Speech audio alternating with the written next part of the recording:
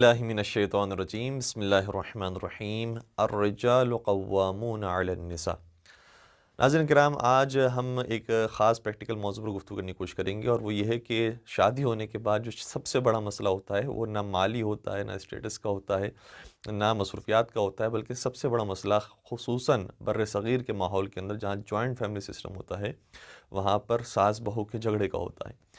اور سوال یہ کیا جاتا ہے کہ اب ہم کس کا ساتھ دیں؟ اپنی ماں کا ساتھ دیں جس نے پالا ہے اور پرورش کی ہے اور اتنی زحمتیں اٹھائی ہیں، ان کا ساتھ دیں، اور دوسری طرف سے بیوی ہے کہ جو اپنا گھر بار چھوڑ کر آئی ہے میری خاطر اور مجھے فیور کرتی ہے، میری خدمت کرتی ہے، اور تقریباً اب ساری ذمہ داریاں بیوی کے پاس ہیں، تو مجھے کس کو زیادہ فیور دینا چاہیے؟ تو جو لوگ یہ سوال کرتے ہیں کہ مجھے کس کی سائیڈ لینی چاہیے، ہم ان کے لیے جواب یہ دیں گے کہ نہ آپ سائیڈ اپنی ماں کی لیجئے نہ اپنی بیوی کی لیجئے، بلکہ سائیڈ آپ لیجئے تو اللہ کی سائیڈ لیجئے، یعنی فیور اس کو دیجئے کہ جو حق بات کہنے والا ہو۔ کیونکہ اگر ہم نے یہ ذہن میں بٹھا لیا کہ ہمیں ہر صورت کے اندر اپنی والدہ کو فیور دینی ہے، تو ہو سکتا ہے کہ والدہ کسی مقام پر نادرست بات کہنے والی ہو اور بیوی اس مقام پر حق پر ہو۔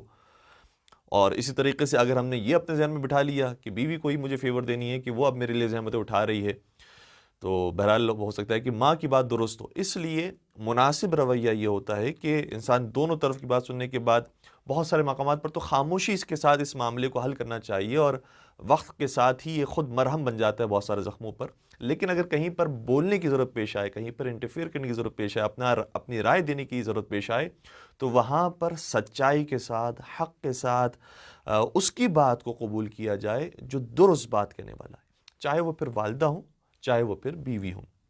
البتہ جب درست بات کی طرف آپ نشاندہی کریں گے تو ظاہر سی بات ہے کہ دوسری طرف سے اپوزیشن بھی کھڑی ہوگی اور کہے گی کہ نہیں، آپ نے میری بات پوری نہیں سنی ہے اور غلط آپ نے فیصلہ دیا ہے اور تم نے جو ہے فیور دیا ہے فلاں کو۔ لیکن وہاں پر آپ کو شائستگی کا بھی مظاہرہ کرنا پڑے گا، پیار و محبت سے بات سمجھانی پڑے گی۔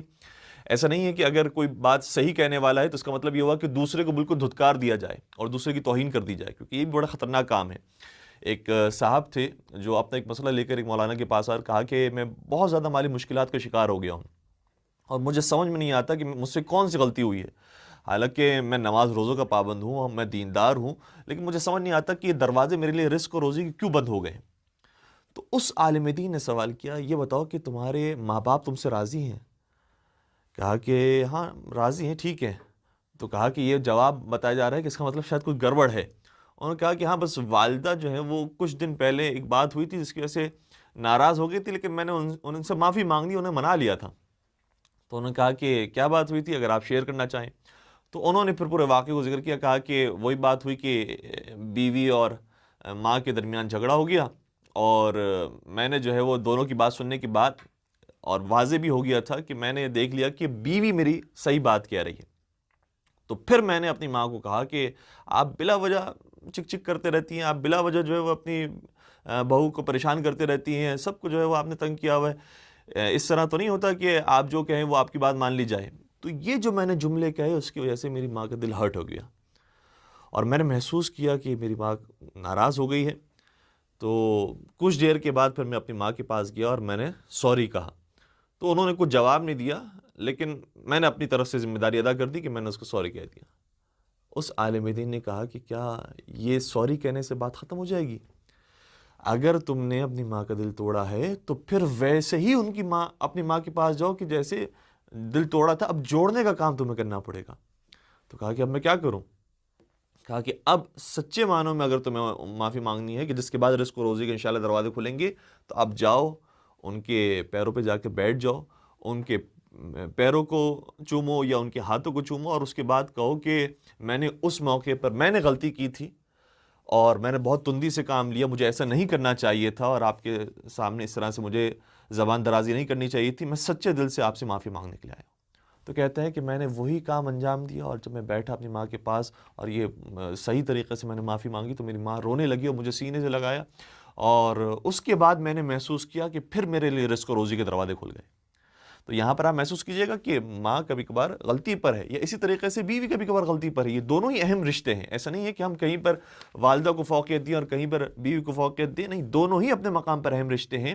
تو جہاں پر انسان سچائی کی بات کر رہا ہے اور حق کی بات کر رہا ہے تو وہ بھی پیار اور شائستگی کے ساتھ کرنی ہے کہ کہیں دوسرے والے اپنے بات کے اندر توہین محسوس نہ کریں اور یہ محسوس نہ کریں کہ ان کی تحقیر کی جا رہی ہے. اور کئی ساری باتیں ہیں اس حوالے سے بیان کرنے کے لیے، چونکہ ہمارے پاس دامن وقت میں کم گنجائش ہوتی ہے، لہٰذا ایک اور بات کو ہم ذکر کریں کہ دیکھیں پروردگار نے مرد کو سرپرست بنایا ہے. الرجال قوامون علی النساء، اتھارٹی مرد کے پاس ہے، شوہر کے پاس اتھارٹی موجود ہے کہ وہ جو فیصلہ کرنا چاہے وہ کر سکتا ہے. قدرتی طور پر پروردگار نے صلاحیت رکھی ہے شوہر کے اندر. اب اگر پروردگار ہی مرد کو ڈرائیونگ سیٹ پر بٹھانا چاہتا ہے تو پھر آپ اپنی سیٹ تبدیل نہ کریں، بلا وجہ اپنی بیوی کو اس سیٹ پر نہ بٹھائیں، یا بلا وجہ والدہ کو اپنی سیٹ نہ دے دیں. پروردگار نے آپ کو وہ سیٹ دی ہے کہ آپ جہاں چاہیں وہ گاڑی جا سکتی ہے. اور اگر انسان صحیح طریقے سے واقعی ڈیسیشن لیتا رہے اور بموقع گفتگو کرتا رہے تو یہ گاڑی بہت سکون کے ساتھ آگے بڑھے گی. ہم پیغمبر اکرم حضرت محمد مصطفیٰ صلی اللہ علیہ وسلم کی مثال سب سے پہلے آپ کی خدمت پیش کرتے ہیں کہ جن کو پروردگار نے خصوصی یہ اجازت دی کہ آپ 4 سے زیادہ شادیاں کر سکتے ہیں، ایک وقت کے اندر آپ 4 ازواج رکھ سکتے ہیں، 4 سے زیادہ ازواج رکھ سکتے ہیں. تو خواتین آیا کرتی تھیں، مختلف قبیلے آیا کرتے تھے کہ آپ ہماری بیٹی لے لیجئے، یا خود خاتون آیا کرتی تھی کہ میرے شوہر کا انتقال ہو گیا ہے، میرا شوہر شہید ہو گیا ہے کہ یا رسول اللہ اب آپ ہی میرا سایہ بن جائیے. تو پیغمبر اس مجبوری کے ساتھ ان سے نکاح فرماتے رہے. اب نکاح کے وقت پیغمبر یہ شرط رکھتے تھے کہ دیکھو میں دنیا کے بادشاہوں کی طرح نہیں ہوں کہ تم یہ سمجھ رہے ہو کہ میں حاکم ہوں، میں رئیس ہوں، تو اب اگر تمہاری مجھ سے شادی ہوگی تو تمہاری زندگی بڑی سنور جائے گی. اس لیے پہلے ہی پیغمبر یہ کلیئر فرما دیتے تھے کہ دنیا کے لیے اگر تم شادی کرنا چاہتی ہو تو دنیا ہمارے پاس نہیں ملے گی. لیکن بہرحال انہوں نے شادی کر لی. اب جب جنگیں ہونا شروع ہوئی اور مال غنیمت ملنا شروع ہوا، اور بالخصوص جنگ خیبر کے بعد جو کثرت کے ساتھ مال آیا، تو پھر ہر زوجہ کی یہ خواہش ہوتی تھی کہ ہمارا جو گھر ہے وہ بہتر سے بہتر نظر آئے، ہم خود بہتر سے بہتر دکھائی دیں. تو کبھی پردے کی فرمائش ہے، کبھی لباس کی فرمائش ہے، کبھی اچھے کھانے کی فرمائش ہے.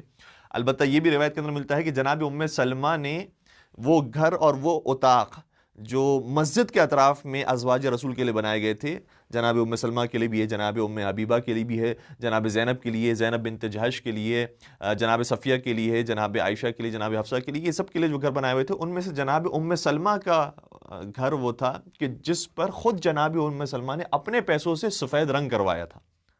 باقیوں کے جو کمرے تھے وہ بالکل سادہ تھے. اب جب یہ مال آنے لگا تو ہر ایک نے فرمائش کرنا شروع کی. تو پھر پیغمبر نے اسی اتھارٹی کے ساتھ یہ بیان کیا، بلکہ پروردگار نے یہ ارشاد فرمایا یا ایھا النبی قل لازواجک، اے رسول آپ پوری اتھارٹی کے ساتھ اپنی ازواج سے کہہ دیں کہ اگر تم دنیا کی زندگی چاہتی ہو اور اس کی زینتیں چاہتی ہو تو میں تمہیں پھر مہر دے کر آزاد کر دینا چاہتا ہوں.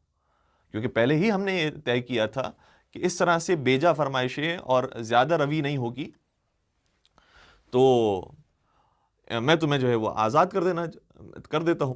اور اگر تم میرے ساتھ ہمسری میں رہنا چاہتی ہو اور میرے ساتھ رشتے ازدواج میں منسلک رہنا چاہتی ہو تو پھر سادہ زندگی گزارو، انشاءاللہ تمہیں صبر کا اجر و ثواب پروردگار قیامت کے میدان میں دے گا. تو یہ معاملات اگر خراب ہوتے ہیں تو پھر اس کے اندر مرد کو بہرحال اپنا حرف آخر کہنا ہوتا ہے.